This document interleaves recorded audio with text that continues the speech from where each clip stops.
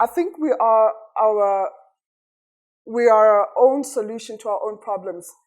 The reason why you will always be batting heads is because who said when you're small scale, you must supply big business? So for as long as you think that way, you will keep coming to conferences like these and standing up and being frustrated. Innovate and think. Right. Start reading. There's various case studies. Countries like Kenya, it's that agri sector is built on small scale farmers. And this is the reason why Emalokshini township, and I'm going to be frank, right?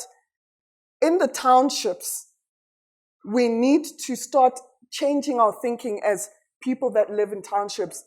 There were boys, young men, who travel in townships with a trolley and they're selling veggies. When you think about it, that's your supplier. If you've got a garden big enough to grow an array of crops, spinach, for example, you're selling it to that guy in the trolley, and he's selling it to the households in the townships. If we start from a township level, just working together, Mbali's growing spinach, Francois doing something, and so forth and so forth. We grow, we communicate with those guys in trolleys to say, I'm available at this time, at this time, at this time. So it's about getting organized. It's already been done at large scale. Why can't it be done at small scale? Your business as a small scale farmer, you have no business knocking into a Pick n Pay door. You're not their client because they also don't want to trade with you in the sense that you're just too small. They would want numbers for them. Then there's food safety standards, etc., etc., etc., that you have to deal with. So I feel like just as entrepreneurs, remember, as much as you're a farmer, you're a business person. If you can't sell, find someone to sell on your behalf. I started farming with spinach. I made 30,000 Rand cash, on hand, because there were informal traders that I was supplying to around in Natal, Spruit. So there's an old hospital in Spruit in Katlehong. There would be about 30 informal traders that all sit in a line. And funny enough, all those people were Mozambican. So I think it's high time to South Africans, as much as you're complaining, but you're complaining to things that we're seeing. And that is why the likes of your Somalians are able to capitalize on our systems. Because they're like, we're sleeping to a market that is already there. I used to sell spinach between 5 a.m. to 6:30 a.m. in the morning. These informal traders, I had a whole list of them, 1 to 30 will call me. Mamelita says, Mbali, I want 15 bunches. The other one, the other one, the other one, the other one. By the time I get to my farm at 7:30, I've already informed my guys that started 7:30 to harvest maybe 300 bunches. 300 bunches, maybe 4 kilograms of spinach bunch, sold, I would sell to them at 10 Rand.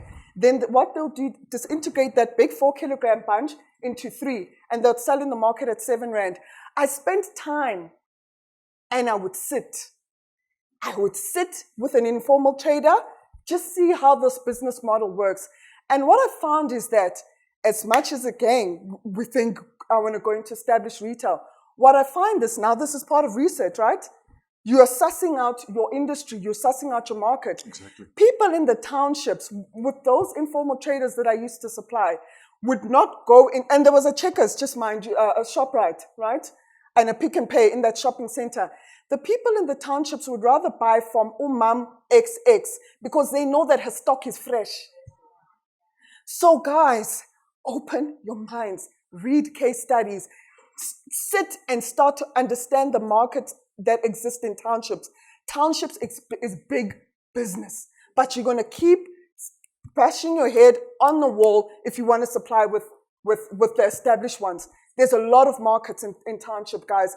And I feel like once you create, you work together, then you'll find a lot of those guys selling trolleys, selling produce with trolleys. And I'm just saying, this is an example, right? A lot of those guys moving in trolleys, they're selling, they know their customers. And you find, Guti, because they know that Gogo X, Mama X only lives on grant, they know, Guti, Mama, month end, I'm coming for Leo 50 Rand. They start creating logbooks. Now, does that not create an economy to say, how do I finance this? Tech entrepreneurs, how do we manage this? Logistics people, how do we manage this part? Because the fresh produce is there. And that's when industry would start to be formalized. Now, you're seeing that there's a lot of farmers in this area. As an entrepreneur, if you're really woke, you'd start building a nursery. There's a nursery in Soweto, Andile. Look for him, He's there. He needs just farmers to buy from him. So I feel like we are solutions to our own problems. And if the likes of your Somalians can start running e-paza shops in our own backyards, we're sleeping as South Africans, So as much as you claim, look into yourself as what you are doing. And that's just what I wanted to bring. And my story of me selling spinach to these individuals, I would make hardcore cash, and that would go into my daily buying diesel and so forth. So there is business there. And then on top of that, we need to get off this high level as South Africans, Uguti, this job is beneath me. I would sit with those Mozambican hawkers speaking Ishangani, Isonga, and they would show pictures of me of the double stories that they're building in Mozambique. And they'd say, yes, Mbali, here, I'm renting in a shack. But in Mozambique, my children go to private schools.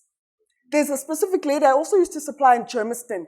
I would, every single second day, she would give me 1,000 Rand cash. She would buy spinach for me worth 1,000 Rand, and she would buy China, which is another form, mustard spinach, for 1,000 Rand. So every second day, from that mom Juliet, I would cash 2,000 Rand every second day. And I asked myself, if she's paying me 2,000 Rand cash, how much more money is she making?